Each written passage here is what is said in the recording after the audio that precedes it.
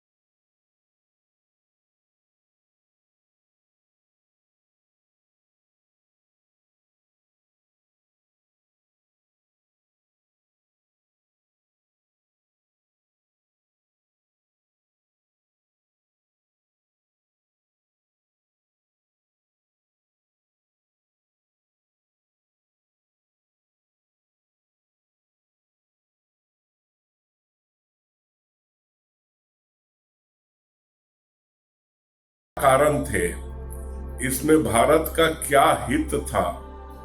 समझौते के रूप में जिस तरह जो कुल 6 नदियां थीं उसका 80% पानी पाकिस्तान को दे दिया गया, 20% पानी भारत ने अपने लिए रखा। तो यह निर्धारण किस तरह हुआ कि 80% पानी पाकिस्तान को दिया जाए। तो यदि फिर से इसे समझें कि पाकिस्तान के पीओके पर कब्जा करने के बाद भी ऐसी क्या आवश्यकता थी, ऐसा क्या भारत का हित था जो यह संधि करनी पड़ी।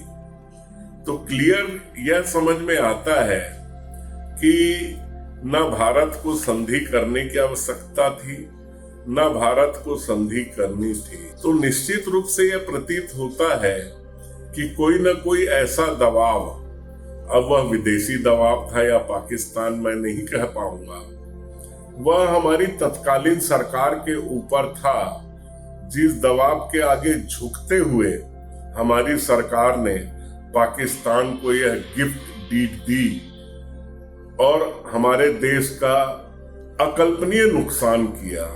खैर, ये तो हो गई संधि क्यों हुई, किस आधार पर हुई, किस आधार पर पानी दिया गया। अब बात करते हैं, मोदी जी ने पहलगाम हमले के बाद जिस तरह इस सिंधु जल संधि को, तथाकथित सिंधु जल संधि को स्थगित किया, इसका क्या प्रभाव पड़ने वाला है। तो दोस्तों, मेरी नजर में पहलगाम हमले के बाद भारत ने पाकिस्तान पर जो सैन्य कार्रवाई की वह तो क्षणिक थी, असरदार जरूर थी लेकिन क्षणिक थी। लेकिन यह जो सिंधु जल संधि या मेरे शब्द जो है गिफ्ट डीड, इसे मोदी जी ने जो स्थगित किया है, इसके इतने दूरगामी प्रभाव पड़ने वाले हैं जिसकी शायद पाकिस्तान ने कभी कल्पना भी नहीं। तो अब इस विषय को स्टेप बाय स्टेप विचार करते हैं कि क्या सिंधु जल संधि को वापस से स्थापित किया जा सकता है। तो इसमें मेरा जवाब है नहीं किया जा सकता। कोई प्रधानमंत्री चाह कर भी ऐसा नहीं करेगा या नहीं कर सकता, क्योंकि देश की जनता का जो दबाव एक राजनीतिक दल पर होता है वह उन्हें ऐसा करने नहीं देगा। तो इसका मतलब यह हुआ कि सिंधु जल संधि अब किसी भी हालत में रिस्टोर नहीं हो सकती। जब सिंधु जल संधि किसी भी हालत में रिस्टोर नहीं हो सकती तो आगे क्या हो। तो इसे 3 चरणों में देखा जाना चाहिए। पहला शुरुआती चरण, दूसरा मध्यम प्रभाव, तीसरा दीर्घकालिक प्रभाव। तो शुरुआती चरण तो आप लोगों ने देख लिया होगा, टीवी के न्यूज चैनल के माध्यम से समझ भी लिया होगा। भारत ने जिस तरह पानी छोड़ा बंद किया, उससे ही पाकिस्तान को कितनी परेशानियां हुई। वास्तव में ये जो शुरुआती प्रभाव थे, इससे पाकिस्तान को क्या फर्क पड़ा, तो कोई विशेष फर्क नहीं पड़ा है।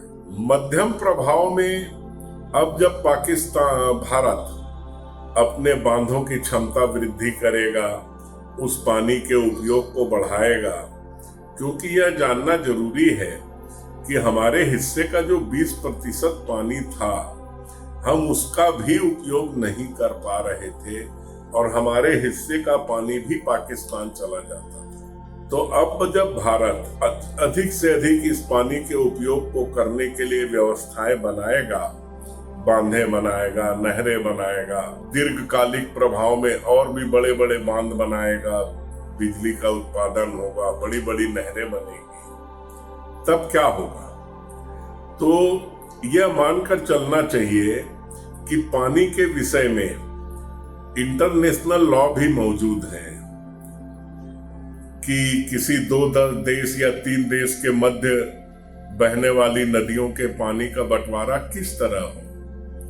तो चूंकि यहाँ विषय में 2 ही देश हैं, भारत एवं पाकिस्तान, और भारत एक लोकतांत्रिक देश भी है, और भारत में के दूसरा, भारत के स्वभाव में ऐसी कोई क्रूरता भी नहीं है कि बेवजह किसी को पानी के लिए ही मार दिया जाए।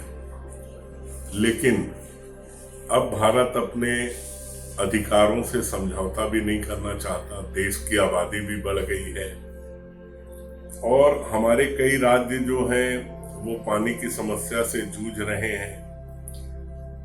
तो भारत इंटरनेशनल लॉ के सामान्य सिद्धांत के अनुसार ही यदि सिंधु जल समझौते की 6 नदियों का 50% भी पानी यूज करता है, जिसका कोई विरोध भी नहीं कर पाएगा, तो इसका अर्थ यह हुआ कि भारत के पानी में ही 2.5 गुना की वृद्धि हो जाएगी, क्योंकि पहले कुल जल का केवल 20% मिलता था और अब 50% मिलने की स्थिति में भारत का पानी 2.5 गुना बढ़ जाएगा।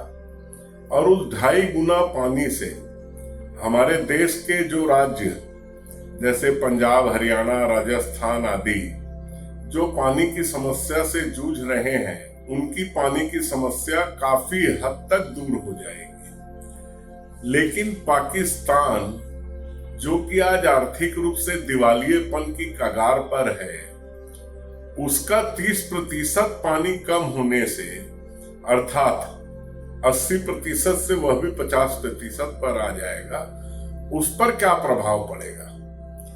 तो सिंधु जल संधि का 80% पानी तो मिलता ही था पाकिस्तान को। पाकिस्तान की कृषि की 80% जरूरतों को भी वह जल पूरा करता था। तो 30% जल की कमी को आप कोई छोटी मोटी कमी ना समझें। वह एक ऐसी कमी है जो पाकिस्तान को न जाने किस तरह अकाल प्रभावित, भूख प्रभावित, अन्न की कमी इसके मुहाने पर लाकर खड़ा कर देगी, बल्कि इसके और भी इतने दूरगामी प्रभाव होंगे जिसकी पाकिस्तान ने कल्पना भी नहीं की होगी। तो मोदी जी का यह कदम पिछले 75 वर्षों से पाकिस्तान के द्वारा चलाई जा रही आतंकवादी हरकत या भारत के विरोध में की गई अन्य प्रकार की हरकतों को पूरी तरह से उन हरकतों पर अंकुश लगा देगा। एवं इसके पश्चात अगला विषय हम पीओके के विषय में बात करेंगे। तब तक के लिए धन्यवाद। जय हिंद, जय भारत।